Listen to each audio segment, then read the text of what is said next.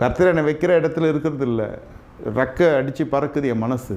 எனக்கு அது வேணும், எனக்கு இது வேணும், எனக்கு இது வேணும், எனக்கு அது வேணும். சரி, எல்லாத்தையும் கொடுத்தாச்சு. இப்போ என் பையனுக்கு வேணும், அப்புறம் என் பொண்ணுக்கு வேணும், அப்புறம் அவங்க பசங்க வேணும். என் உயிர் இருக்க வரைக்கும் வேணும் வேணும் வேணும் வேணும் வேணும் வேணும். பரிசுத்தம் வேணுமா? ஆஹா. விசுவாசம் வேணுமா? வேணாம். அபிஷேகம் வேணுமா? சரி கொஞ்சம். ஏன்னா அதெல்லாம் பக்கத்தில் இருக்க வச்சுருக்கான். பக்கத்தில் ஒருத்தர் ஆராதிக்கிறான், அந்நிய பாஷை பேசுகிறான், நானும் பேசலைன்னு என்னை அற்பமாக பார்க்குறான். சரி, அபிஷேகம் கொஞ்சம். ரத்த சாட்சியை மறிக்க விரும்புகிறாயானா அது பக்கத்தில் இருக்கிறவங்க கொடுத்துருங்க ஆண்டவரே. வனாந்திரம் என்பதே வாழ்க்கையிலே இருக்கக்கூடாது. வயல்வெளி, பசுமை, அரண்மனை, பட்டணம், இப்படி தான் பட்டணத்தின் ஆசீர்வாதம். அரண்மனை, சிங்காசனம், அமெரிக்கான வாழ்க்கை, ஆடம்பரமான வாழ்க்கையை எப்படியோ எடுத்துக்கொள்ளலாம்.